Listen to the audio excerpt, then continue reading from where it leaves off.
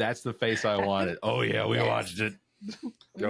Pets. It's disgusting. It was like it was like a mountain lion tearing apart a raccoon. Yeah. Oh my gosh. Really Hi, it's me from the Welcome to Wonderland podcast. Are you looking for the perfect blend of nostalgia and patriotism in your wardrobe? Look no further than ZJZ Designs, available now at zjzdesigns.com. Their exclusive t-shirt collection features stunning designs like the iconic Plymouth Barracuda print, taking you back to the golden era of muscle cars. Show your love for your country with their bold patriotic heart designs that stand out and make a statement. From car enthusiast to proud patriot, ZJZ Designs has something special just for you. Head to ZJZ Designs and elevate your style. Visit zjzdesigns.com or check the show notes. The All About Nothing podcast may have language and content That isn't appropriate for some. Listener discretion is advised. All right, welcome Nothingers to another episode of the All About Nothing podcast. This is episode number 224. I am Barrett Gruber. I am Zach King. All right. Please subscribe and share the show. That's how we get new listeners. Also, if you could, please consider supporting the show financially by visiting our website and clicking on the support link. And if you can't do that, please drop us a review, hit the 5 stars, give us a thumbs up, or leave a comment. All of that helps drive our show higher up in the ratings on all of these podcast platforms. Right, leave negative comments if you need to. The comment is a comment. I enjoy the negative comments as much as the positive ones. They're pretty fun. It's and honestly, that's where we get the most insightful critiques is when they bring my mom up. Wow. You guys are dumb. Thank you. Real quick, I want to thank Belinda Timmons, State Senate candidate for South Carolina District 31 over in Florence, for being on the show last week. She was fantastic. Belinda4senate.com. You can visit that website for links to volunteering, donations, that sort of thing. As well, I want to thank John Kosis Jr., Broadcast and Media Relations Manager for the Fireflies. Last update of the season was actually a couple weeks ago is when people heard it because of when this episode comes out. But yeah, really appreciate it. We're gonna have John on the show, as well as we're gonna have to get the president of the Fireflies, Brad.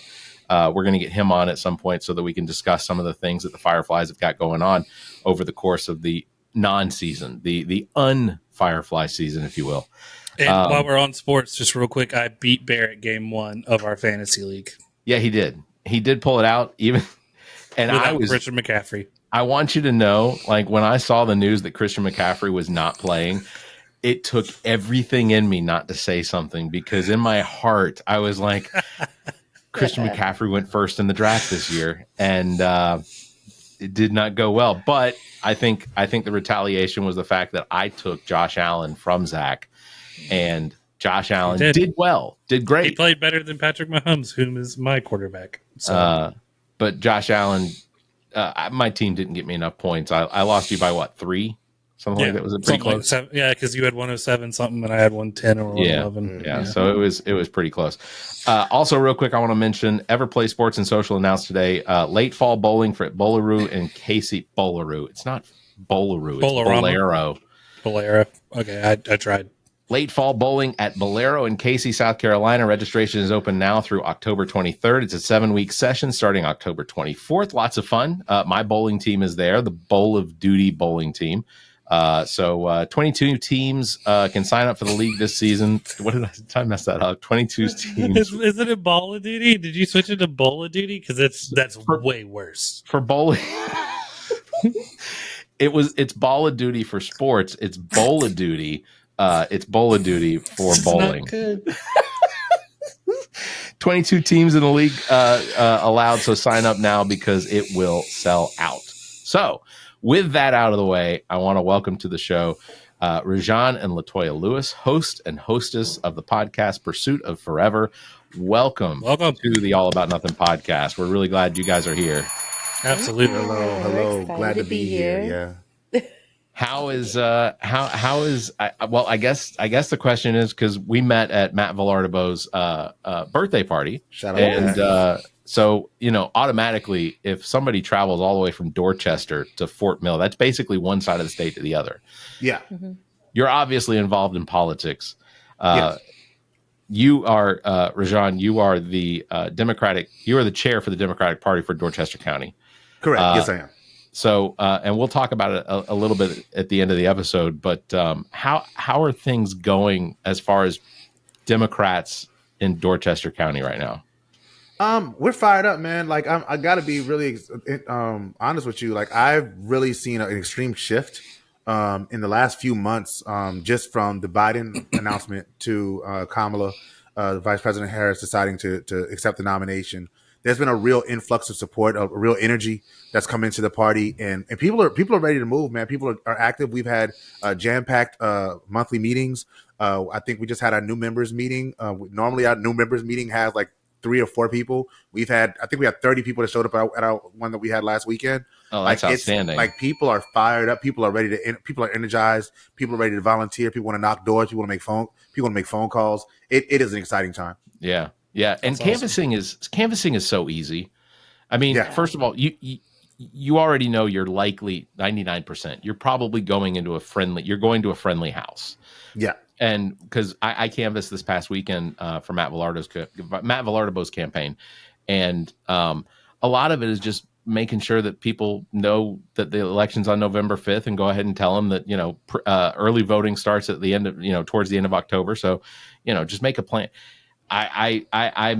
It's a good time. I mean, it really is. A lot of people don't. There's this preconceived notion, I think, that people don't want to go and knock on people's doors because they don't know them. They don't know how they're going to react. But the second I say, my name is Barrett Gruber, I'm campaign manager for Matt Villardo's campaign, Democrat for State House, then immediately, like, their face goes from, they immediately start smiling, like, oh, I'm so glad you guys are out here. Like that's almost immediately the reaction you get. I think that's the only one I open the door for, is somebody who's canvassing for someone running for something. Yeah. If it's anything else, I'm like, please go away. Yeah. So the thing is that what a lot of people don't do on the front end, and I also ran for office. I ran for the State House in 2022. That's actually how I met Matt. When I ran for State House District 97. Okay. The thing that people don't do in the front end that makes it more difficult is when you don't go through the processes of getting a vote builder that can help you sort of map out those friendly houses, as opposed to just going up to random houses. That was a mistake that I made in my first run. Is I'm like, oh, I'm on this neighborhood, I'm just going to knock on every door in the neighborhood. No, terrible idea. Do not do that. Do not recommend 0 stars. But if you're intentional, you really map it out and you go into the neighborhoods and make sure that you have your game plan knocked out. You can cover more ground, and you can meet a lot of friendly people that really want to help you and want to support you. Yeah, and the number of people that want to turn out and volunteer as well to potentially do more canvassing, either for you or for, in this case for Kamala Harris, because ultimately. And I know people think I'm crazy for thinking this, I can't give away any insider information, but I will just say Donald Trump did not win South Carolina by as much as people think he did. I mean, it was, he won, and it was definitely a win. There was no question, but it wasn't as close. If Democrats had turned out, South Carolina easily would have turned, because I think we saw 36% or 38% of Democrats show up for the 2020 election. Yeah, that's always the case. Yeah, that's always the case. It's a matter of voter turnout. Actually, there's actually a statistic that if you're talking purely Democratic voters versus Republican voters, you're more likely to. There's actually more Democratic voters in the state of South Carolina than Republican voters registered. When you saw with registration, it's just a matter of making sure that we get the people out to the polls, let them know there are people worth voting for, and even if you say, I don't care about the presidential race, there's things that impact you on a local level. A Matt Villardo that could use, like, somebody like down ballot. You're going to help somebody like him win in your area. That's going to make a big difference. And when we approach it from that standpoint, it's a lot easier to get people to come out, as opposed to just saying, hey, this presidential election is the only thing that matters. There's so much more that matters, even more so than the presidential election.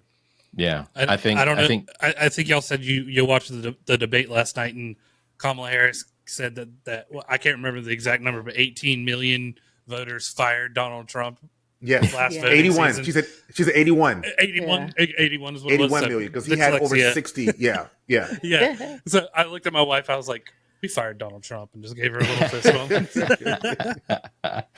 So, you both are the host and hostess of the Pursuit of Forever podcast, and I'm going to read some things directly verbatim from your from your Facebook, just as a description. So, we are a happily married couple who truly believes in the need for their safe spaces for couples to grow and develop their relationships, primarily marriages. We are a happily married couple who truly believes in the need for safe spaces. For some reason I wrote the same thing twice. I apologize. I wrote the same thing three times. It's very important. You really like that? Safe spaces. I read it too and just read through it, and I was like, nothing wrong here. Nope, he read it 3 times. This is what it's like to be 45. Everybody, this is it. But so do it. Tell us about the podcast. Tell us exactly what it is that you intend with this.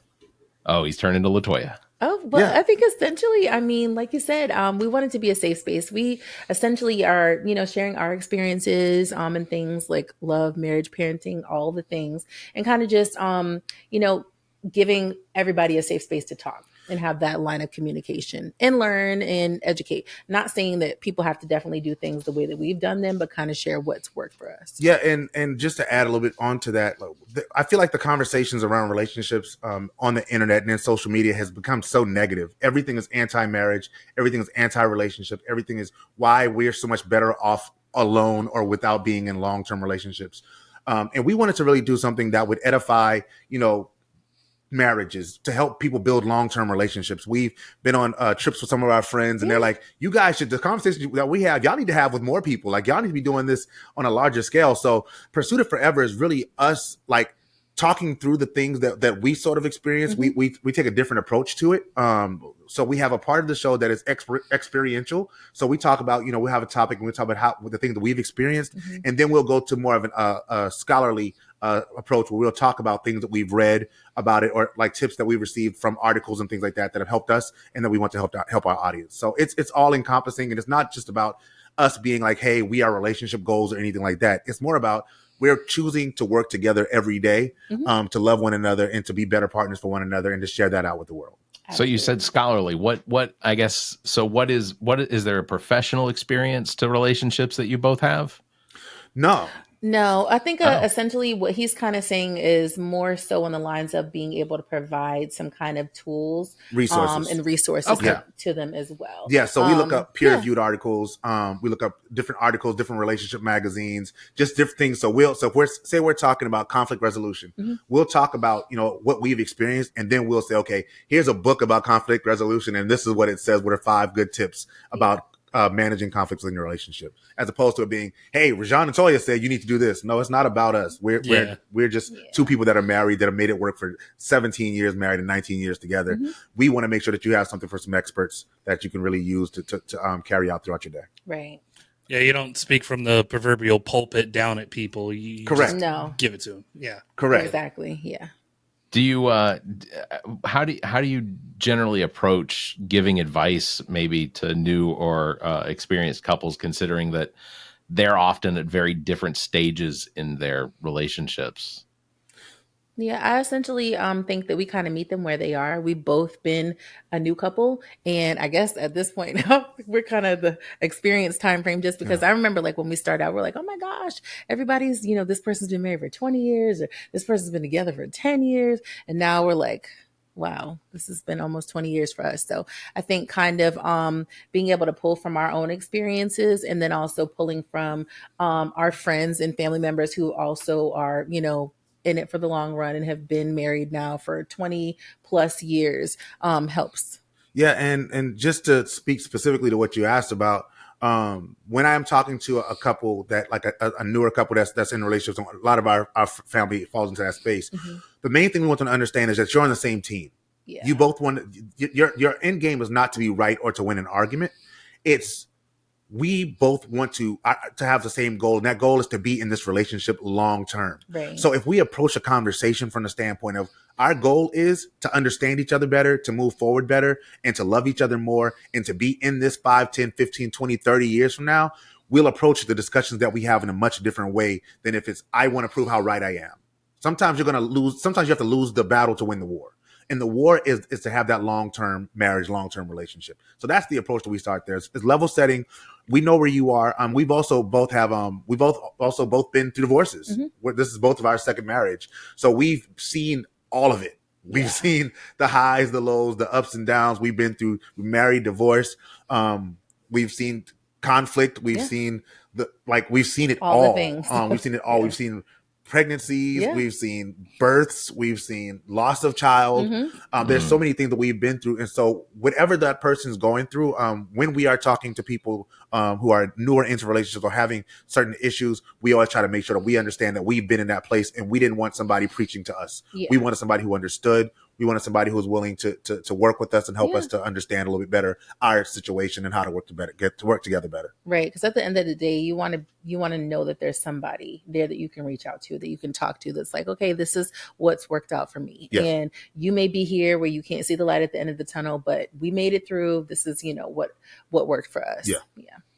I remember when my fiance and I first met, and I told her, like, you're beautiful. I'd love, to be intimate, but I want to know that you and I get along as friends beforehand. That I want you to know that if I'm tripping or I'm doing something stupid, that you can call me out on it and I'm not going to be angry about it, and vice versa. And so we set that forward, and our relationship, we've had arguments, but it's never been what they call knockdown dragouts or anything like that.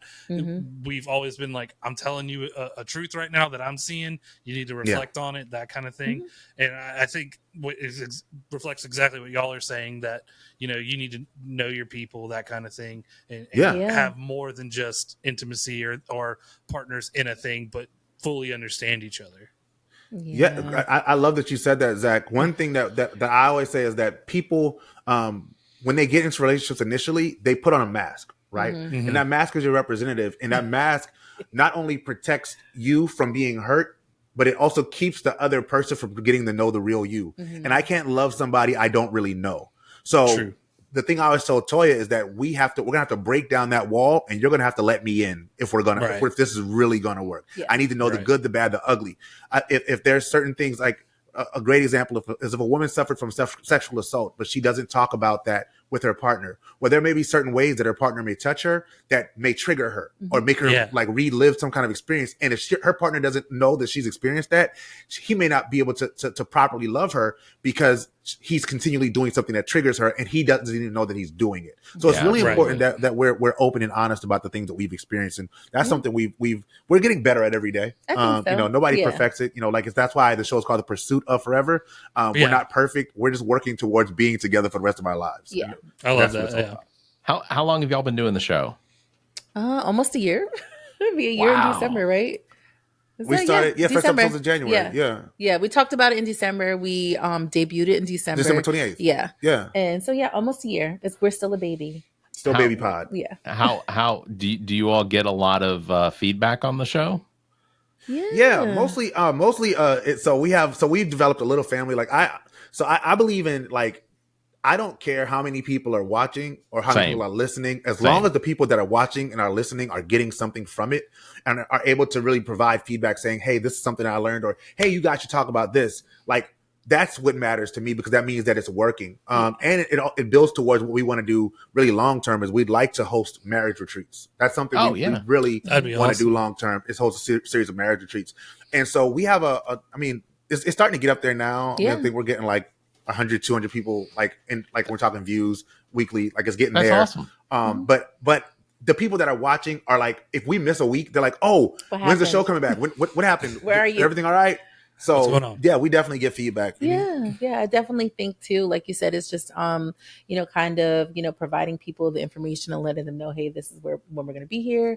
And so definitely have a lot of people who look forward to the show. We started out doing it weekly, and that was not our intention.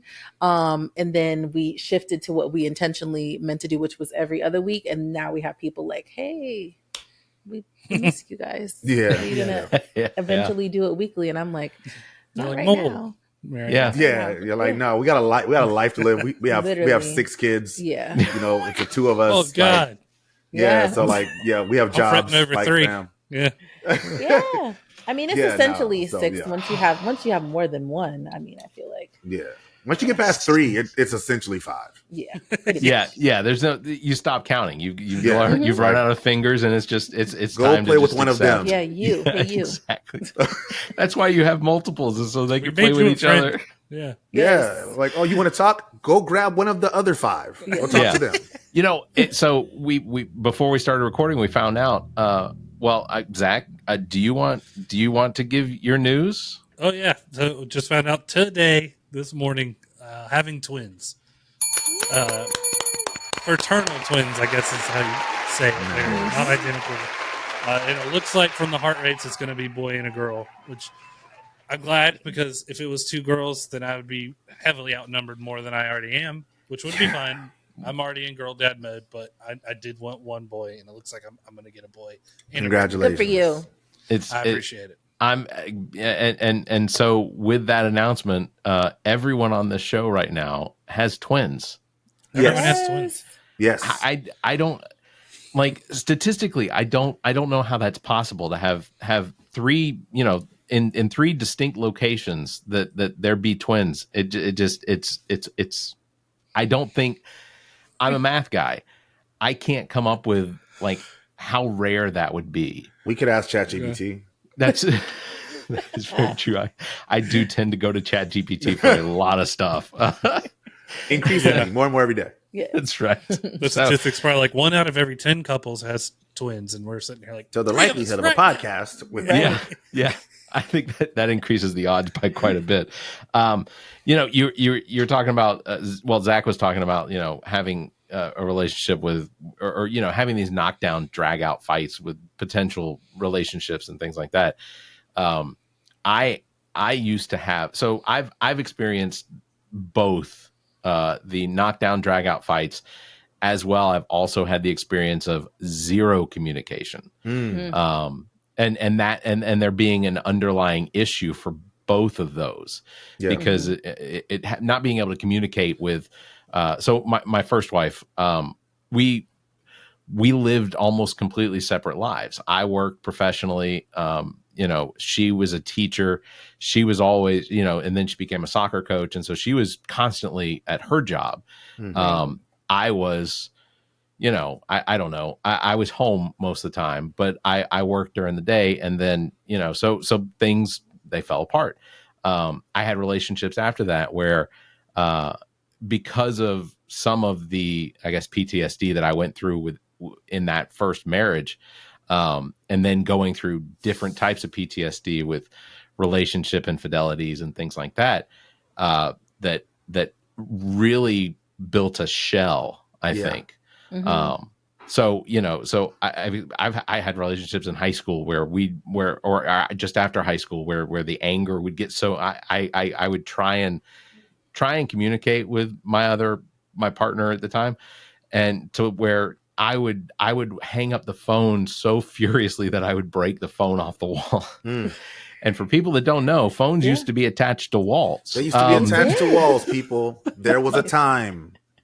It was, so, I absolutely see the benefit of your podcast for people that experience one or those or both of them or all of those different types of situations. Yeah. I mean, I would say, like, your story is not uncommon. Right. And honestly, that's why there's so much negative that is out there, is like people have that experience and then they lock themselves away. Yeah. And they say, well, that's it. I'm not doing that anymore. I'm not going to put myself through that anymore. Right. When the truth is that not everybody is meant for everybody. There are some people that are not, emotionally mature enough to be able to have a conversation and deal with this big elephant in the room and say, hey, I love you enough that I'm going to sit down and have this talk with you and find a better understanding of who you are so I can love you better, as opposed to, no, it's your fault that it's not going well, or I'm not invested in enough to make this work.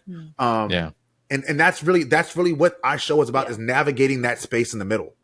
It's about navigating that space in the middle where it's, I don't know how to fix this, but I want to. I love you and I love what we have too much to allow something as simple as differing work schedules to be the thing that drives that wedge between us. Yeah. And there's conversations that we can have if we really want to. And it's okay if when we have the talk, we realize we're just in two completely different places and we're not willing to make that investment. That's also okay. Mm-hmm. That was what I was going to ask is how I assume you've come across relationships where you're just like, no, Stacy, you got to get out of this. This is Yeah.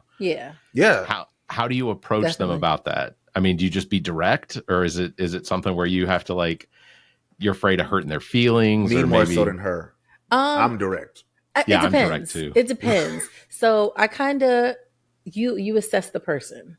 Yeah. So if it's someone who needs, like, you started out and you're indirect, and you're indirect and things continue to happen, then eventually I feel like you have to get direct and say, okay, at the end of the day, what is it that you want? Do you want to continue having the back and forth? Are you interested in being happy? Are you interested in trading your happiness for, what you're getting right now? So I think at some point, being direct is needed for some people. And then some people just need the direct period. Some people don't, some people will only, I don't believe in telling people what to do. I only tell people what I would do if I were in their situation, and I'm not. So I don't have the full context of their situation. So I can't tell you, you need to walk away. That's something you need to do right now. If you don't do that, you're stupid or whatever. I would say, based on what you told me and what I feel, what you're giving me, it sounds like this is an unhealthy situation. Yeah. And if y'all can't find some common ground or find some way to get therapy or y'all need to do something before y'all end up hurting each other. That's one of those areas that is like, okay, you're being abused.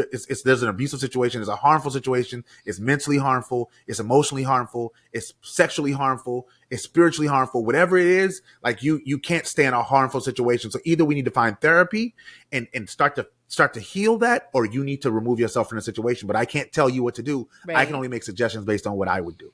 Therapy is a fantastic idea for everybody, regardless. Yes, for sure. Seek professional help. Third parties.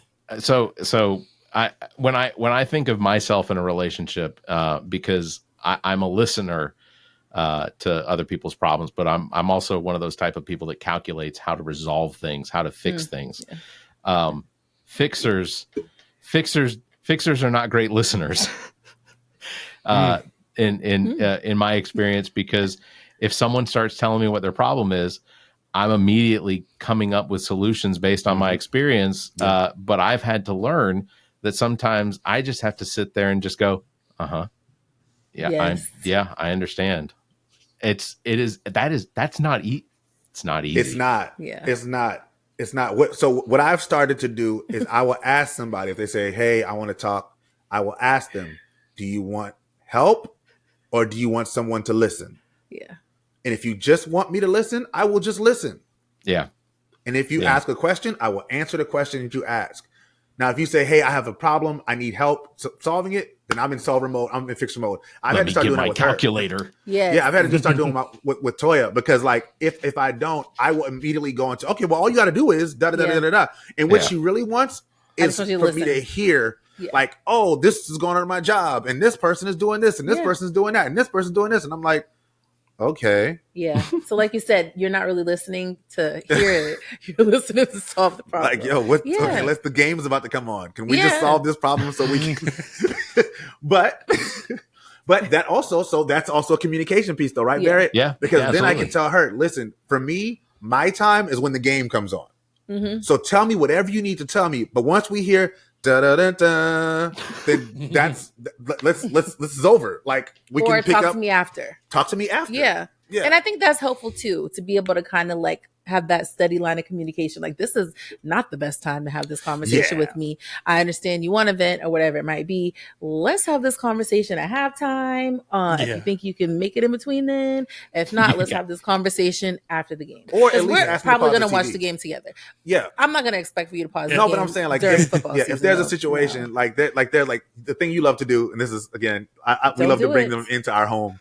Her thing now is that when I'm watching a television show that has words going on the screen, she will just start talking to me while I'm watching a TV show with words. And I'm like, and she's like, just talking. I'm like, are you talking to me?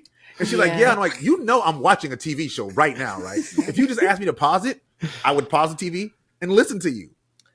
but I have to communicate that as opposed to getting frustrated and like walking downstairs or turning up the TV while she's talking. Yeah. Like, that's a much worse way to deal with it. You tried that one. I do that could turn into that. Can you take the trash out? I'll do it in a minute, and then she's in there taking the trash out already. And you're yeah. I just said I'd do it because now you're. Then you get that. Don't worry about it. Yeah, don't worry about it. That's all good. Yeah. Are you good? I'm good. Yeah. When she says it's all good, it's not all good, fellas. Just in case y'all wondering. Pro tip. You deserve my undivided attention right now. I cannot give it to you. Right now, I cannot. Like I started this. I've been watching the show for 45 minutes. I've been watching the show for 45 minutes. You can say, "Hey, can you pause real quick and then ask me your question?"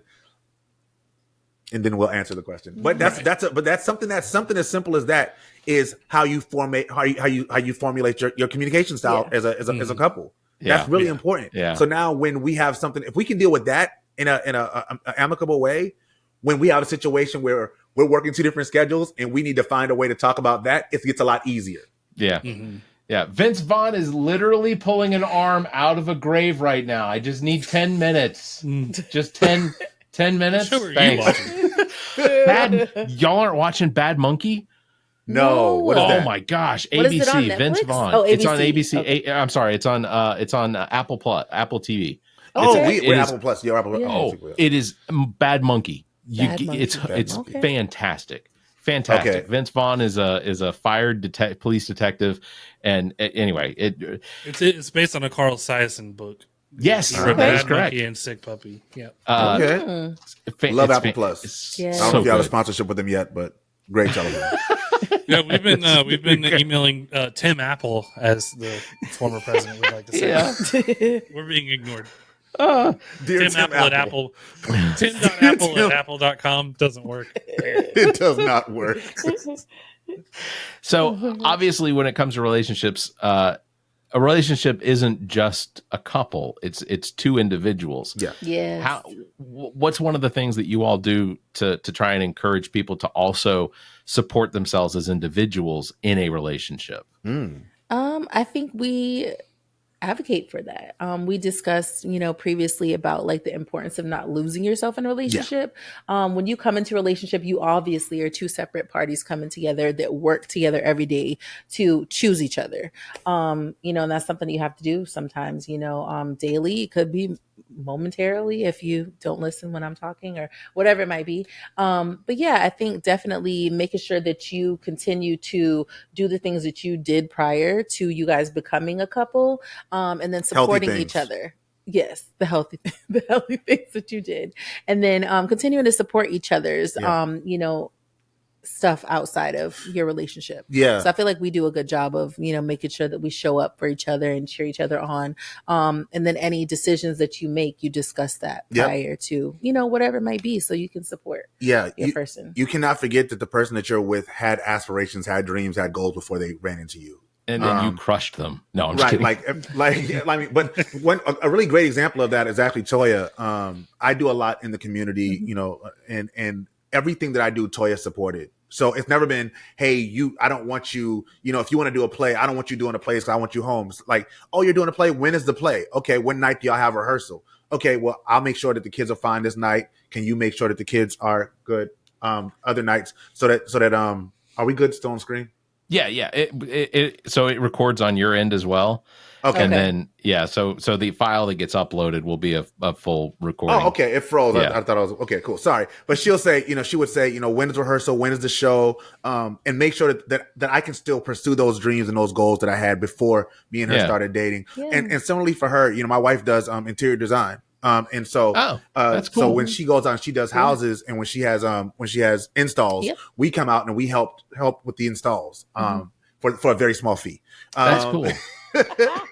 But we do that because I don't want her to give up on the things that she wants. I encourage her to take trips with her sister and go out to brunch with her friends. Like, I encourage those things because I never want her to be so focused on the family that she loses who she is, because that the person that she is when I met her is the person that I fell in love with. And I never want to lose that person. Yeah, and that's a great point. I think Zach and I can also acknowledge that both of us encourage our other halves, our spouses, to do those things that one, give them the opportunity. Yeah, give them the opportunity to get out of the house, because my wife stays home. She does homeschools our kids. And that's, you're at home with the teacher all the time. So like I encourage her when the opportunity is there, if I'm recording a podcast on a Wednesday, get out of the house, go visit with your friends, go do what you want. She has friends with moms groups that she gets involved with, and they go to dinners on a fairly regular basis, those sorts of things. So it's, and I think I don't want to speak for Zach, but I know that Zach also encourages Gabrielle to do things with her friends and such. Most of the time she's like, no, I'm a homebody. And I'm like, I know, but I'm telling you, you should like go do what you want to do. The door is wide open. I don't want to be the bar across the door. Please, if you have something to go do it. Her and her friend just went and saw It Ends With Us. I was like, please go see your movie with your friend. Yes. And go without me because I don't want to see this movie. I'm in the back row. You'll never know. But I'm saying, exactly. Yeah, that's what I would tell my wife. Like, if there was a movie that came out that was like that super girly movie that I was just not going to see, I'd buy tickets for her and my mom to go see it. Hey, babe, you, my mom, and the girls go see this movie. Y'all, I bought tickets. It's at 7:30. Here's extra money. Get dinner before it, and like make it a thing. But it's Zach, to your point, like Toya is very similar as well in terms of like, nah, I don't want to go out and do nothing. I'm like, no, you need to go do stuff without me. Like I don't want you to. I don't want us to be codependent.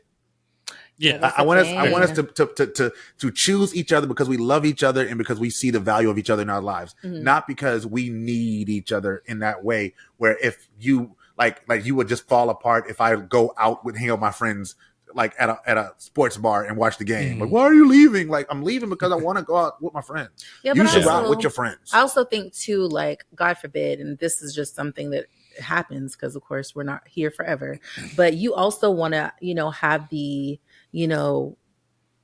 understanding that if something were to happen today or tomorrow, that person that you're with is going to be able to like continue to do whatever it might be, like to continue to handle the family business and do all the things, and not, like you said, to go to your point, that you're going to fall apart and not be able to do things because you're so codependent on this other person. Yeah, I would fall apart. So obviously we would fall apart, but I'm saying I would not handle it well. Not move on in that. No, I don't. I think we all agree. No, I don't want to laugh. Yeah, I don't want to laugh at the sincerity of it, but I'm so cynical sometimes. And like, obviously, I'd have an awful time for hours after you're gone. The first 4 hours would be so bad. Oh my god! I would not know what to do with myself. But on hour 5, taste right that night. Be back. Food wouldn't taste right. It's like, Mortimer, we're back. Oh my god! I think Barrett, you made a Bumble profile 5 hours after your wife died. Okay, she just left us. I have to ask, which one is Bumble? I don't know. It's what the kids are talking about these days. Bumble is one of the badder ones. Is it? Okay. I heard like Tinder's bad, but like Bumble and Plenty of Fish. Plenty of Fish. I heard Farmers of Only. I heard of Hinge too. Yeah, so we have a single sister. Yeah, my who sister. she keeps us up on game with the. I think they're all bad, but I don't know. When I worked in an office, I had friends. Like, I just had a date on Hinge, and I was like, "What is that?" That's not a date. Yeah, that's what it is. That's what it is. Does that have swiping involved? There was no dinner involved. I promise you that on Hinge. That's like, and I come back to this. I get confused over which one is Grindr and which one is Tinder, because I'll hear a friend say something about Grindr or Tinder. Don't get confused. No, obviously I think the name says it all. Does it? I don't think it the name says it all. Barrett, you hear Grindr, you're like, sandwiches. Done. Yes. Yes. You think sandwiches? Mm-hmm. Yeah. You're from South Carolina, and you think Grindr? I'm from Atlanta. I'm from Atlanta. My family's mostly from up north, New York and Pennsylvania. So that's why you hear Grindr and you think sandwiches. I think Grindr. I think open face, meat and cheese and whatnot. It goes through the oven. It comes out hot. They put on some toppings, pepper. That's a Grindr. So I want you to take that same description. Think open, think meat, think hotness. And what? There you no go. Way. You got Grindr. You'll get exactly what you thought you're going to get, but it wasn't exactly what you thought you were going to get. It's not just, there's just no bread involved. Here's a case of It could be. You want a roast beef grinder That's with true. syphilis? There it is. Who knew this interview would go this way? I'm loving it though. I We're wanna- nothing but degenerates. Oh yeah, look. The title is all about nothing. We go everywhere. I love it. This could have been about sports the entire time, and we would have never asked you about your podcast. Smoke. We would have smoked it. It would have been great. I want to also ask you about there is a shadowy part to relationships that a lot of I think that a lot of couples tend to try to avoid because they're uncomfortable with saying what they are. Boundaries. We just talked about that. We did have an episode on boundaries. Yes. So yeah, tell us what your experience and how you deal with boundaries. We have them for various reasons. I think boundaries keep people from getting hurt and remind people where their lane is and where they need to stay at. I think in respect to relationships in general, it's important to have them. We kind of talked about like relationships as far as friendships. Yeah. And we also talked about relationships, whether it's like a marriage or I don't know, a significant other situation. The importance of making sure that your first priority and your first responsibility is to the person who you're with. Obviously, we love the friends and everything like that, but they need to know that your relationship is the priority in that situation. And then of course, making sure that there's no type of disrespectful, stuff going on. Obviously, if there's any situation where somebody oversteps a certain boundary where like they disrespect my spouse, they disrespect my marriage, we're not friends anyway. Our friendship is over. And since you covered that element of it, I'll talk about boundaries in terms of personal boundaries, like within a relationship. So again, just talking about, if you don't truly love somebody, if you don't truly know somebody, you can't love them. So Right. If they were screamed at as a child and they don't like being yelled at, and you need to let them know, hey, I don't mind that we're going to disagree. We're going to have disagreements, but you're not going to yell at me. You're not going to scream at me. You're not going to cuss at me. You're not going to talk to me like a child. That's a boundary. But we have to be more effective as couples and as individuals of stating those things clearly. Yes. I think that something that helps with that, really helps with communication in general, is hypothetical situations. Is having a conversation about hypothetical situations. People don't like talking about hypothetical situations, but me and Toya would literally take long road trips where we would just ask each other hypothetical questions. One like, "Hey, if I died tomorrow, would you want me to be? Would you get remarried? Something like that. Would you want me to get married again? Would you want people like?" He would want you to go on and live your life. I do not want her to go on and live her life. I just want to go ahead and put that out there Be for sad anybody. No. You do not have permission I'm to do gone, that. it's a wrap. Done, son. No friends. No other partners. No, it is me. Is he trying to blow the didgeridoo? He is. Because it sounded like the bathroom was getting used for a minute. Still does. But You're in right. doing that, Horn of right? Gondor. But in doing that, right? I'm being clear and I'm expressing my needs. I'm expressing something like I'm expressing one of my boundaries. Like it matters that's something that matters to me. Yeah. When it comes to kids, there's a lot of people dealing with blended families. How should I talk to the kids that that are not my biological kids? Do you want me to treat them like I treat my children? Is there an expectation that you have? And now we have an understanding of it. Even if that understanding is that's not something I'm willing to do, and this is not a relationship that I want for myself long term. Yes. That's a boundary that we have to be willing to set, to express, set, and stand on. Because if we don't, we are not teaching people how to properly treat us. Right. So boundaries are so important, Barrett, to your question, because they literally teach people how to treat us, how to speak to us, how to love us, and what we expect from them. Clear expectations. It's an instruction manual almost. Yeah, we. My wife and I, we always have a thing like if you tell me no, you don't want to do something, I'm not going to press the issue. Like especially if it's something like you're just like, please don't ask me. No, I don't want to do that. Yeah, fine. Like an example we had recently. I was in the shower after doing the yard, and my daughter was out there, got dirty. And my wife comes in. Can she get in the shower with you? She opened the curtain, and I said, "That's a big no for me, dog. No, like I just can't. I'm not comfortable here. Nothing ever happened to me, but I can't. No, that's not. I can't do it. No, Your mommy, you can do it. Maybe when I have a boy, maybe that'll happen. Yeah, I just can't. No. They're face level with me. I can't do it. I just can't. I can't imagine. Yeah, just put them No. by the tub, and I will just get out of the shower and watch them in the tub. Like I got it. Y'all can have it. I'm clean now. I will get out. I'm done. I'm actually finished. But you just hop in. Yeah, exactly. I'll finish again later. I can confess that regardless of what part of the shower I am in or in the process of getting dressed and whatnot, if I hear that bathroom door open, nope. Gotta get it's super quick. Like everything, I'll forget to put on deodorant because I have to get dressed. My wife lets all the little cats come in, the daughter come in if she's going to the bathroom. If I'm doing it and the daughter's like banging on the door, I'm like, you need to stop. You are interrupting my zen. Yeah, you got to get out of here. This is my area. Long time. Yes, I feel like they don't stop though. Space. Yeah, they don't stop. I think kids in general, though, and it might be a thing with the moms, because I feel like my kids don't care if I'm in the bathroom. Animals don't either. Your girls don't care if you're in the bathroom. RJ cares if you're in the Animals bathroom. don't. No, he will come to the room and talk to me through the door. He won't come into the bathroom. He won't come in the bathroom. We're talking about going into the bathroom. But whatever he needs still needs to be answered. He doesn't. And I'm like, I'm in the tub. Okay, I have a question. So yeah, it's a. But he's not walking thing. into the bathroom. Isis will walk into the bathroom. She will, and be like, it's okay. My daughter just rings the doorknob and she's like, "Daddy, what are you doing?" I was like, "I'll give you a guess. Can you leave me alone, please?" Yeah, that's bathroom etiquette. I'd like to think that my children have learned from just the years of experience of if the door's locked, Dad's in there playing the didgeridoo. Yeah, Dad's playing the didgeridoo. That sounds so dirty.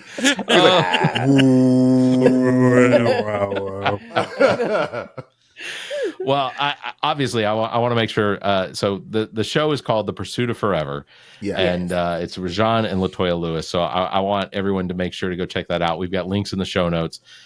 So definitely follow up with those. So subscribe to the show because I've listened to the last 3 episodes. It's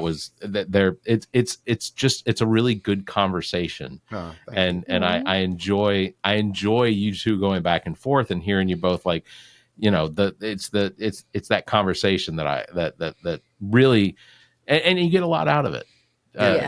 You get a lot out of it. So thank you so much. Appreciate that. I didn't want to, however, let you guys go without talking about some politics. Let's do it. Because I know we are recording this on September 11th. So is there some? I'm curious. Not that I'm not insensitive to it, but I am typically pretty sarcastic about things. Is there something we're supposed to be doing on 9/11 other than just saying never forget? I mean, think it's just in remembrance, honestly, really, just to those that lost their lives and still are dealing with like health conditions and all the things. I guess it's maybe a little bit different for us because we're military. We're both veterans. We were both in the military when September 11th happened. Yeah, so it was a whole thing. For me, September 11th always reminds me exactly where I was. Like I think everybody sort of does the where were you timestamp. I remember I had just finished basic training. I was in Fort Jackson. I was in AIT, Advanced Individual Training, and we were about to take a test. And then we thought that what they were saying was a part of like some scenario they were setting up that we would have to like respond to. And they were like, no, you're not taking a test. Like literally, like we're under attack. And like I went into a peacetime army. I did not expect to have to, go overseas. Me and Toya both ended up serving in Operation Iraqi Freedom, Operation Enduring Freedom in Afghanistan. So for me, it was really something that pivoted like my entire trajectory for the next 5 years that I was in the military. So I think the same for me. I mean, I think everybody remembers where they were at that point in time. I was actually having service done to my house on base. And I remember the people outside, like I was having something done with my AC. And so they came in, they're like, oh my gosh, did you hear? Turn the TV on. And of course I had the TV on, but they were telling me to put it on the news. And at that time, the first tower had already been hit. And I watched the second tower get hit on TV, the live broadcast. And that was absolutely horrible, very horrible. Being in a situation, having family members who were in New York at the time, not being able to get in contact with people was just a horrible thing as well. And then, like you said, being in the military, like you said, I joined for a job. I joined for a job and free education. And it turned into something different. At that point in time, literally in the blink of an eye, our base was on lockdown. And the world was never the same again, honestly and truly. Well, the military itself. So yeah, definitely. Yeah. So just to like for like what I think people should do, just from my standpoint, is just remember, talk to the kids about it. I mean, that's our Pearl Harbor. That's our Pearl Harbor. You know, that's our, you know, that's one of those more significant events that have happened in our lifetimes that we really need to make sure that our kids are aware of. So I guess that's where the never forget thing comes from me. Is like me and my daughter literally had a conversation about it today. On the way to Moe's about September 11th, and apparently she was told that people jumped out of airplanes on September 11th. I'm like, baby, that did not happen. At They all. don't really know. I don't think it's like a lot of Yeah. education on it. I think also too trying to keep people away from, you know, looking at all the things that, you know, we were faced as a, you know, a country at that point in time. But I think, you know, providing that education and then just, you know, remembering, like you said, never forget, because it is something you cannot. You can make jokes too. It's cool to make jokes. Oh yeah, I was in 7th grade at the time. Not to make anybody feel old here. Yeah, they played it on the television, and then That's wild. Oh my gosh, I can't even imagine. I think we saw the second plane hit, and they're like, "All right, school's canceled. Go home." Like, we can't. As teachers, we're not explaining this. Like, we can't. Like, go ask your parents what's going on. I had just gotten off of third because I was a floor supervisor for a National Cash Register, NCR, and I had just gotten back to my apartment, and I got a phone call from my manager, and he said, "Hey, are you watching the news?" And I said, "No, I just got home. I was going to take a shower, eat something before I go to bed." And he said, "You're going to need to turn on the news." So I turn on the news, and I've got him in my ear while I'm watching the news, and I watch the second plane fly into the South Tower. And he says, I know this is probably shocking, and you're probably a little taken back. He said, but I'm going to need you to go ahead and back up all the servers from our office in the North Tower. Okay. Wow. So I began the process of backing up all the servers in the North Tower because we had offices on the 4th floor in the North Tower, and I got them backed up probably about 7 or 8. Like they completely offloaded to our office in Kansas. I got them backed up probably with about 7 minutes to spare before the tower came down. Wow. And our office didn't lose anybody. 4th floor, everybody got out. Good. Yeah. It was it was a surreal experience. I think the thing that I remember the most of the whole experience was being here in Columbia, South Carolina, and not hearing. I currently live about 5 minutes from the airport, and but I remember not seeing planes in the sky, not hearing airplanes. That was the most surreal part about it, was the fact that for 4 or 5 days, air traffic was just completely shut down. So you know, those are the things that I remember about that. I didn't lose anybody in the attack. I did have family and friends that were in the military that, and thank you for your service as well. So, Thank you. But it was just a surreal thing. But yeah, I guess the never forget. But I feel like there should be something that sort of, I don't know, kind of ties it in together somehow, and I don't know, maybe somebody smarter than me will think of it, but I don't know. Sorry, go ahead. No, you go ahead, Zach. No, I was just saying that there was a TikTok that came across, and it's funny, not making light of 9/11 at all, but the guy is about to leave his apartment, and his roommate's like, "What are you forgetting?" And he's like, "I have my keys and stuff," and he's like, 9/11. So like every time let's not do that for 9/11.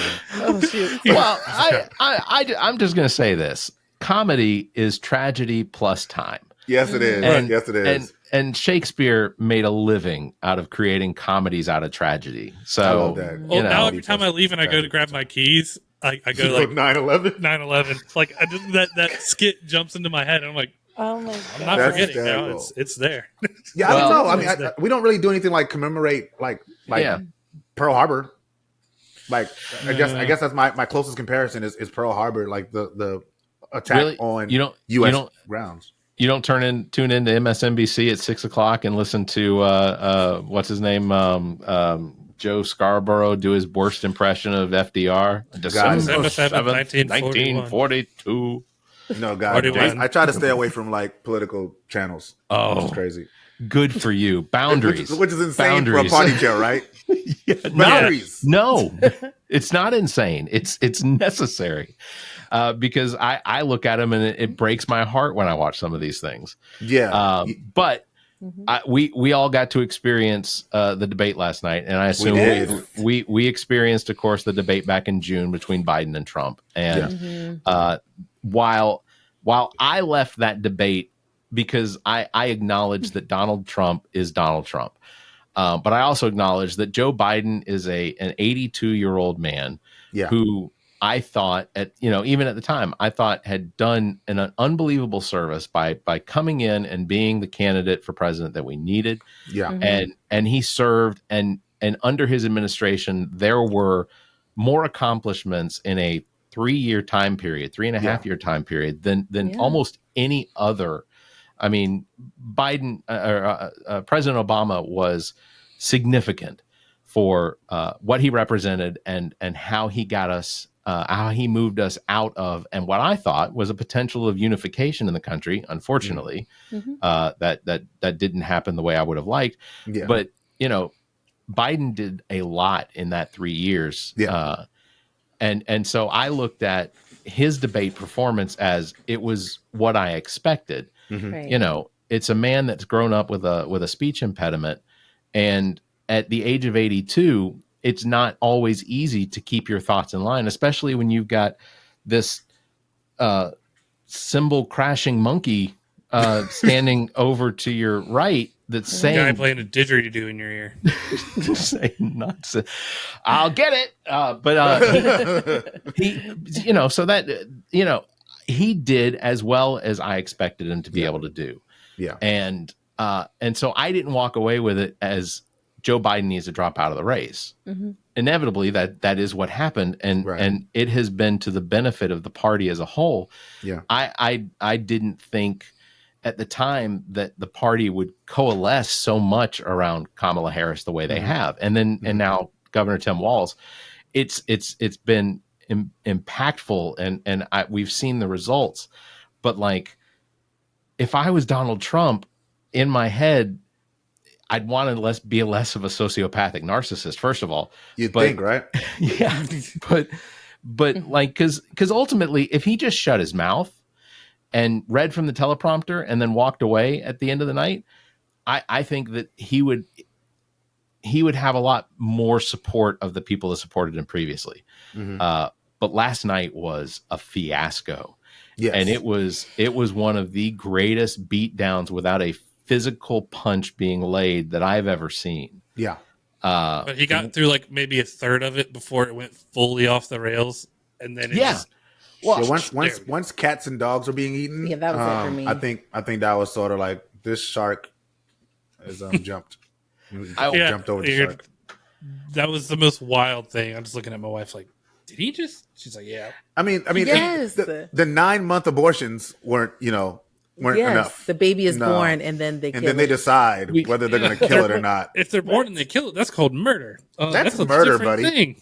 Yeah. Yeah. I've tried to express to people, and I think I've said it on the show, that if someone's having an abortion at 9 months, it's called a birth. Yeah, it's But I want to go back to, and I'm going to share something. I want to go back to before we actually before the actual debate. This was a week ago. So I'm going to share this. All right. Because this is one of those things where I feel like Donald Trump has the opportunity to be able to I saw this. Yeah, express himself in a way that could make sense, but this is what we get. If you win in November, can you commit to prioritizing legislation to make childcare affordable? And if so, what specific piece of legislation so many numbers will you advance? Well, I would do that, and we're sitting down. I was somebody. We had Senator Marco Rubio and my daughter Ivanka was so impactful on that issue. It's a very important issue. But I think when you talk about the kind of numbers that I'm talking about, that because the child care is child care. It's something you have to have it in this country. Gotcha. Nailed it. But when you talk about handmaids compared to the kind of numbers that I'm talking about by Big numbers. taxing foreign nations at levels that they're not used to, but they'll get used to it very quickly. And it's not going to stop them from doing business with us, but they'll have a very substantial tax when they send product into our country. Those numbers are so much bigger than any numbers that we're talking about. All right, I'm not going to make you guys endure any more of that because we've all seen it. But so, as a presidential candidate, that obviously is not an answer to the question. An answer to the question would be just to highlight some potential ideas that you have that you would turn into policies. Which, if I was the candidate running, increasing federal funding for childcare subsidies, create public options for childcare. Subsidize wages for childcare workers, tax incentives for businesses that offer childcare at work, cap the childcare cost based on income, strengthen federal oversight and support for state programs, as well as invest in childcare infrastructure like recreation facilities and things like that. Like these are not abnormally simple ideas, but they're relevant, and it's as quick as pulling it up on fucking chat GPT. But JD Vance did have a plan. Did you hear JD Vance's plan? Yeah. Let's get your grandparents to do grandmas more. and aunts can Grandma need and to help out a little. granddad can just chip in more. It's I mean, insane to me. who's gonna beat that plan? This guy had a TikTok about that too. He's like, JD Vance says you guys can help out, and the camera turns and he's at his gravestone of his parents. He's like, you guys gonna help out a little bit? JD says just a little bit with anything. Yeah, it was pretty funny. And the good news is also, if there's not a plan, there's a framework for a plan. He has a plan for a plan, and that's what America really needs. Yeah, that's all we don't really need plans. We just need to know someone thought frameworks about of plans and plans for planning a plan. Yeah. And essentially that's what we got a lot of last night. I mean, it's interesting that you played that clip. That's your That was my takeaway from last night was this dude, does not know how to answer questions or just does not want to answer questions. He just wants to talk about things that he wants to talk about. So they ask a question and then he just like blabbers and insults people for like another 2.5 minutes. Yeah. And she took a jab at that rally. He knew he needed to answer that real quick. She smoked that. So she baited him so well. That was what it's like she, well, in true women know your pressure points. Women know your pressure points. And this is a relationship thing, but this also relates to debate. She knew that one of his talking about Donald Trump's rally sizes is like talking about his penis size. Yeah, he feels like he needs to defend that at all costs. Like he cannot, that's all he's got. Yeah. At least in his eyes, that's all he's got. What I'm not gonna let you do is bash my rally size. She said, she's like, if you come out there, you'll notice that people are leaving exhausted and of boredom. That I knew was going to send everything off the rails, and it worked to perfection. It's amazing. Not true. I have the greatest, biggest, bestest rallies they've all seen it. He got the sweat on the upper lip. He started spitting. There was foam around his mouth. He was frowning so much. He had that red, just like bloodshot. Yes. Red he was trying over there. Yeah, that was. That's his boundaries. That his boundaries are definitely his crowd size. That's back to animal eating, like I was saying. And one point I think that people don't hit President Trump, the former President Trump, enough on when it comes to the rallies is how much it actually costs the cities that he's going into. In Dorchester County, he did a rally here, and they paid none of the costs that came with it, and the city ended up taking all the costs of paying it. Pickens County had the exact same thing happen up near Clemson. Yep. The exact same thing, and it was in the 6 figures the amount that the state taxpayers are now they have to pay, and that is really something that I don't know why they aren't talking about. But if you want to talk about these large rallies that you're having, that you need to talk about the fact that you're not paying your bills, and the fact that cities don't even want you to come to their city without paying the money in advance, like to cover the cost. Like that is a real problem. There's places that have banned him from coming back because of that exact reason. I'll just say this, that shout out to the Midas Touch, who is a YouTube page that does discuss all of these things. They talk about this stuff frequently. And so I think I watch every video that they publish because it is insightful and it gives all of the evidence. And anyone out there that has any doubt about what the difference is between a Harris presidency and a Trump presidency should absolutely check out the Midas Touch, as well as subscribe to our show, because we make really good points. So I think then we're all on board. Harris signs in all of our yards, and I've got mine. I've only had one neighbor come and knock it over so far. So wow, see, we just got ours in, so we'll be distributing ours this week. I did want to say one thing, because I'm very big on like just making sure that we're telling the complete story. And I think that there's something that the Harris campaign has to get better at, just to make sure, like, because even as party chair, like, I'm always me. You know what I mean? I'm always me. I think that she has to get better at completely outlaying her plans and letting people know, like, this is where I stand on these things. Have it on the website. That's a knock that people are getting her for. And it leads to people saying that she's talking out of both sides of her mouth in a lot of things. And in that case, there's some issues that she's going to have to nail down. She has to nail down an official policy on what she plans on do with the the Israel Palestine issue. That's a big issue that's dividing Democrats. And I don't know what the solution she's gonna provide is, but the way she's currently saying it doesn't sound very helpful to the people who want to hear something concrete. And I'm someone who believes in holding people accountable to their word. So I need to hear the full plan so I can advocate for the plan, and I can hold her accountable to that plan when she becomes the president, because I do believe she's going to win this election.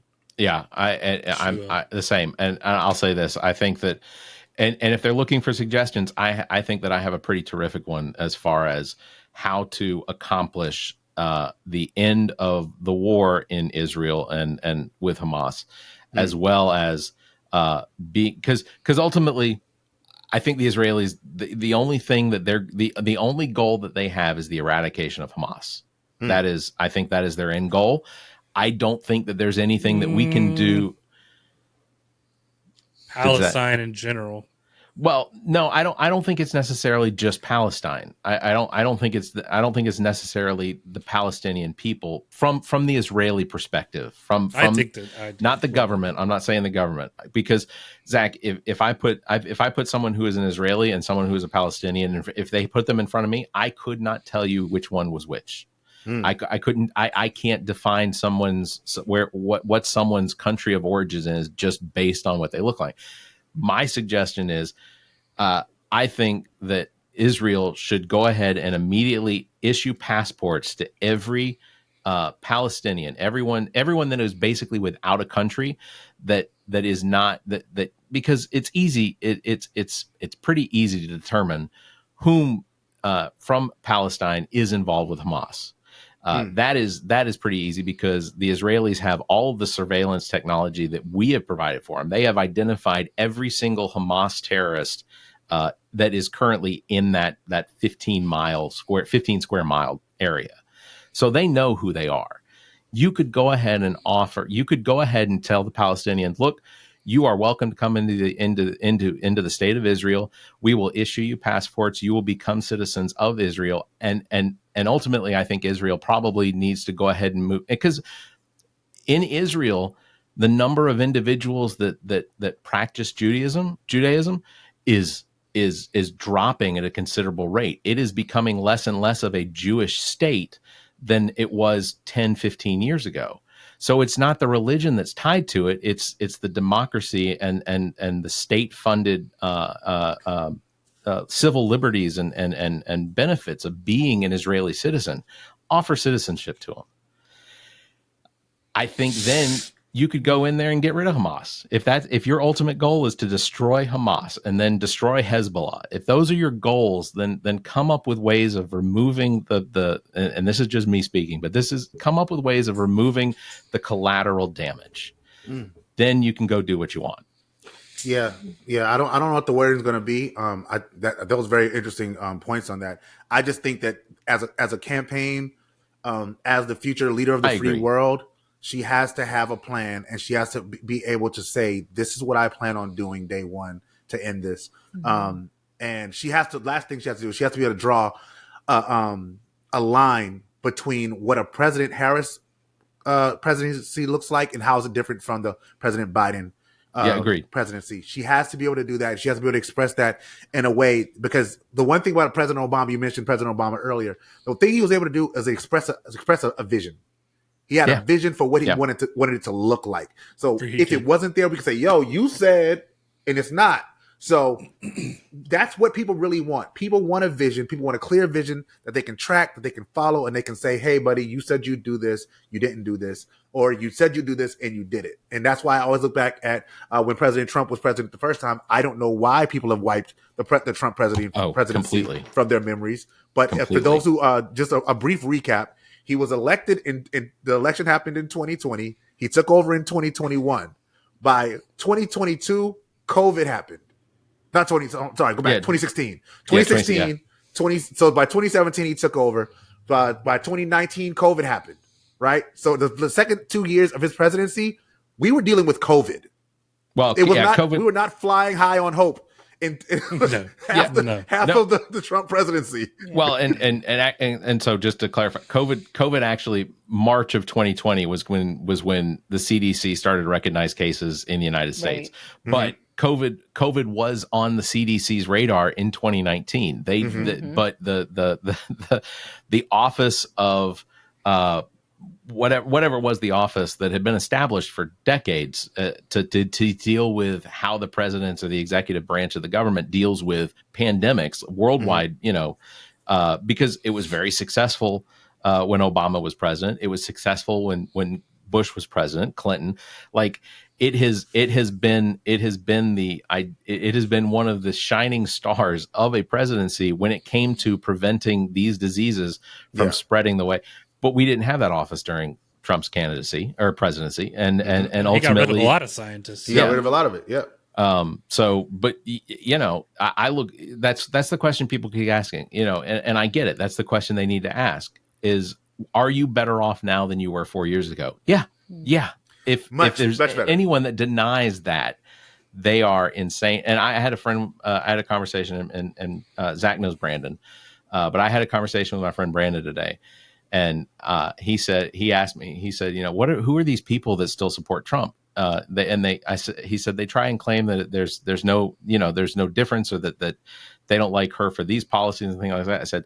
I said they're not identifying her by her policies. I said even though she doesn't have a plan that she's publicly announced for Israel, even though when she refers to the underprivileged in our economy, she makes it sound as though she's talking about the people that are at the very bottom of the rung. She's not. She's talking about families of 5 and 6 that are making less than $150,000 a year. Yeah. Like that's, I don't think people understand. A family of 5 making $100,000 a year, that's $20,000 per person. That's not necessary. I'm not going to call it poverty because it isn't. I'm not. But that is still on the breaking point of over or under. It's but one of the things I've heard complaints about is that she continues to say low income earners. And I think that they see that as someone who they don't necessarily recognize themselves as a low income earner, but they see that and they say, well, she's not talking about me. No, she is, because low income earners don't necessarily, you don't have to make $100,000 or less for a family of 5 to be a low income earner. But her tax plans have an immense amount of weight to them, to the benefits that will be available to individuals and families. And if you're making less than $400,000 a year, guess what? It's gonna make it a little bit easier. Yeah. Trump's does not. Trump's does have some tax breaks for low income families, middle class, lower middle class, poverty, that they are there, but it's minuscule. It's what it does for the people at the top. And those are the things people need to research. And that, but ultimately I told him, I said, look, for those people that still support Donald Trump, it doesn't come down to policy. It doesn't come down to how he's going to handle foreign policy. It comes down to either they are racist or they don't like women. Those are the only two solutions that I can really come up with, because those are the only two things that Occam's razor. Those are the two things that make the most sense to me. Well, when they're it not comes paying to attention to recognizing good ideas. That's for sure. Yeah. Well, I mean, it's that, and I mean, I think, and this is something we actually talked about, Barrett, when we met. Is the fact that like Black straight men have felt like they've been like ostracized by the party and left out. And this is something I'm starting to talk to my leadership about, is like how, as a heterosexual Black male, like how do I talk to my brothers and say, hey man, like what would you like to see happen? How can we change it? And I understand that we are the Big Ten party. Like we want to make sure that the door is open for everyone and everybody feels welcome. Right. But that can't be the case if we have a whole demographic that feels as though like they're not wanted, they're not needed, they're not appreciated. And the ways that the party has reached out to Black men far too often has not been one that says, hey, we want you here, we need you here. It's really been, we can do it without you. And that's not a good message. And I think to me, the election, the 2024 election is a milestone in a very long journey. Yeah. And we have to really look at this from a longer form standpoint. One thing that I've encouraged my party to do is to see that as a milestone, see it as a short-term goal and not a long-term goal. Our long-term goal is these people that we've activated that have got fired up since Kamala's decided to accept the nomination, to keep them in the fold, to get them active, to have them feeling appreciated, feeling like they're needed and wanted, valued members of the party when they have ideas, to find a way to implement their ideas and to bring them to the table and to keep them moving, because those are the people that are going to knock doors. Those are the people that are going to answer phones. Those are people that are going to call people. Those are the people that are going to send out mailers. Those are people that will be doing the postcards. Those people that are going to donate. Those people that are going to vote. And those people that are going to save our nation. And those are the people that are going to run for office. And they are, especially our young people, especially our young people. Our young people, their voice has to be uplifted. And that's across the board. Our young people need to understand the power of their voice, and we need to empower them and uplift them to do everything they can to be the leaders that we're going to need in 10, 15, 20 years. Well spoken. Well spoken. All right. Well, what we're going to do, we are going to, this is the segment of the show I think that most people enjoy. It shouldn't take too long. Okay. This is the 7 questions. Let's do it. All right. So we've never actually had a couple on for our 7 questions. So this should be fun, because I want to see a lot of judgment. No boundaries, right? No. All right. We are going to yell and scream and cuss at each other in this segment. No, we're not. All right. First question. This is our Jerry Springer segment. That's right. What was the last thing you Googled? Does ChatGPT count? Yeah, of course. The last thing I think Google's a verb. I was just talking to my kids about our twins, they're 11th graders, and we were talking about their college plans. And I literally used ChatGPT to create a college plan, a college strategizing plan between now and October of next year. Okay, nice. Latoya, what was the last thing you Googled? The last thing I Googled was... This is actually kind of funny. The last thing I Googled was like a Bible, not a Bible, but it was actually like a dream dictionary, because I had like a horror dream like this week, and I was like, I need to figure out what that means. Like, that's interesting. Yeah. What does that mean? That's interesting. Yeah. Mm-hmm. What did it mean? Or do you want to tell us? I didn't continue because I ended up having to interrupt due to carpool. I need to go back and see what it meant. All right. Yeah. All right. Second question. If you could have one superpower, what would it be? Teleportation. Okay. That's good. That's such a good answer. Yeah. Goku. Oh my gosh. Instant transmission. Probably, for me, it would be probably to eat anything I could and not gain weight. That would be a fantastic superpower. Yes. I think I need that power as well. I do too. Because there are wings calling my name. Ooh, all right. That sounds good. That's hysterical. Third question. If your life were a movie, what would the title be? A work in progress. Okay, that's good. Oh my gosh. I don't know why I keep thinking about The Young and the Restless. It's like a soap opera. I don't know. It's a TV show, but we'll take it. That's good. You know what? I imagine they've got to make a movie. They got to reboot it or something into a movie at some point. Victor Newman will show up in a movie somehow. I love him. All right. Let's give you 137 years old. That's right. All right. Number 4. If you could eat one food for the rest of your life, what would it be? Oh, man. Steak. Oh. I love steak. Steak is good. How do you take your steak? Medium. Medium. Okay, That's the way good. I do it too. That's good. I'm a medium rare guy. Yeah. Probably lamb. If I had to pick a Lamb's good. Yeah. Lamb's good. And if you just say lamb, you can get gyros with that. You can get your I was gonna chops. say I could eat gyros all day, every day. Yeah. Little tzatziki sauce on there. Yes. Cucumbers. Yeah. Mhm. All right. Number 5. What is your least favorite candy and why? Mars. Black It's licorice. disgusting. Yuck. Okay, black licorice I can go with, but Mars chocolate candy bars? It's a no for me. I think I'm a Snickers girl. Okay. So I'm just like, don't just give me the nougat and the chocolate. I need something else. That's fair. One of our guests said chocolate, period. He didn't care what kind, where it came from. He just no chocolate. David Robinson Wow. II. David Robinson II was a no like, chocolate. Everybody once in a while pops a piece of chocolate and just like, That's crazy. Even if not Like, a great no chocolate? big Is time he chocolate allergic? fan. But Disdain. it's a little crazy, but you know what? Great candidate for South Carolina's 2nd Congressional District. Please check out David okay. Robinson's webpage. In the Was he show trapped notes. in a chocolate factory and like couldn't get Amazing out? individual. Why he doesn't like chocolate? It flabbergasted. I was like, really? Don't Just put that on your chocolate? campaign signs, David.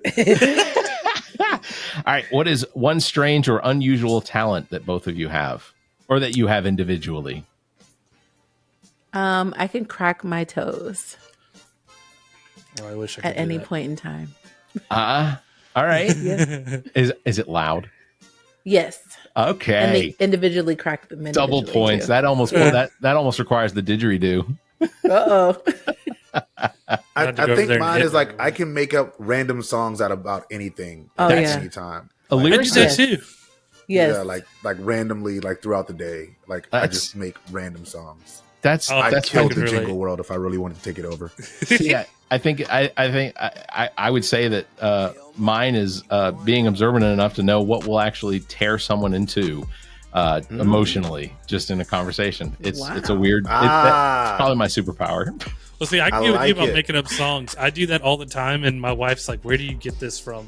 Then one day, "Peaches" by Presidents of the United States came on, and it didn't come on. I just started singing it, and she was like, "What is this song you?" That's great. You just made How'd that you up. make that up? Go into the country. You want to eat a lot of I love peaches? peaches. She thought I made it up, and I was like, "That one's actually not one of mine." Here it is. Oh my god. Do you watch Curb Your Enthusiasm? I do. Yeah. Do you remember the episode when the guy was singing Peaches on the when David and when he went to see him and the guy was singing Peaches on the Yeah. stage? Peaches. He Yeah. was like, "What is he singing?" That's great. That show's fantastic. All right, number 7 and final. If you could have dinner with any 3 people, dead or alive, who would they be?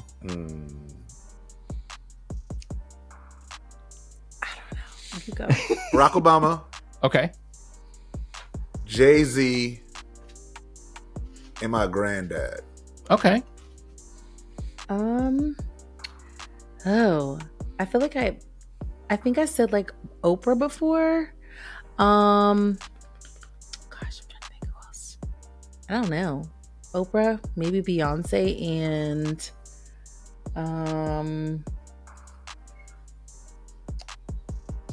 don't know. I can't think of another person.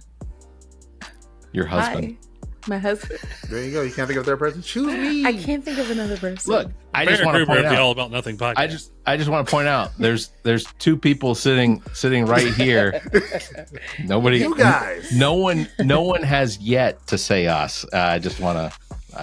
Rude. And I have to cut. You know, when we ask the question about what you Google last, I have to lead them into the All About Nothing podcast. Like, you Googled us? That's fantastic. Okay. I think All 2 right. of them have said that they've Googled us, which Yeah. Well, that's Yeah. dope though. Yeah. So, Well, y'all, it would have been y'all if it was like a month ago when I originally decided to come on the pod. true. Oh. Fair. Some time has passed. that's right. That's right. All right. Well, I want to thank both of you very much for being on. thank you both. ReZsaun and Latoya Lewis, Of course. host and hostess of the Pursuit of Forever podcast. Make sure that you check it out on all the podcast platforms. You can follow them in social media on the links that are provided in the show notes. So go check those out and do that. Follow the show, subscribe, send them feedback, give them reviews.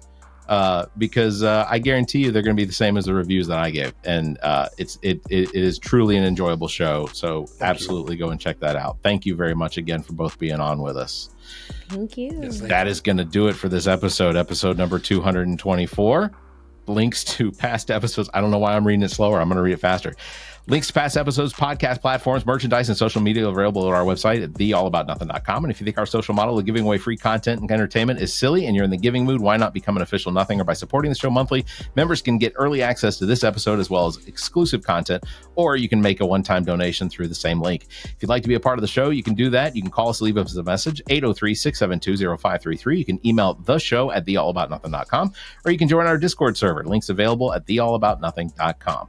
Thank you, everybody, for listening. You all stay safe, be kind, and keep your hands to yourself. There it is. The All About Nothing podcast is produced and engineered by me, Barrett Gruber. Thanks to Cake for our intro music, Sick of You. You can follow everything Cake the band at cakemusic.com. Thanks to Muff the producer for our outro music. You can follow Muff on Instagram at Muff the producer. I am Barrett Gruber. You can follow me on Instagram and Twitter at Barrett Gruber, or visit my Linktree /Barrett Gruber. Want to support the show? Visit our webpage, theallaboutnothing.com, and become a member. There are several tiers available, including memberships that give you early access to episodes as well as exclusive content. Visit theallaboutnothing.com. To find links to our social media, merchandise, and past episodes, visit theallaboutnothing.com. If you'd like to be heard on the show, you can call and leave us a message. Dial 803-672-0533. If the time between these episodes is more than you can handle, check out our partner podcast. Zach and I host What the Pod Was That with Carrie Simmons. Visit whatthepodwasthat.com for links and details. Me takes a deep dive down the rabbit hole in episodes of Welcome to Wonderland. Available on all the podcast platforms. Visit WTWLpod.com for details.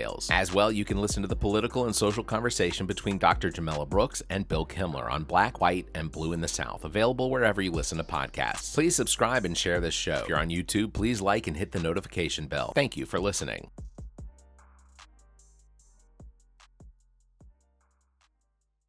The preceding podcast is a product of Big Media and copyright 2024, all rights reserved.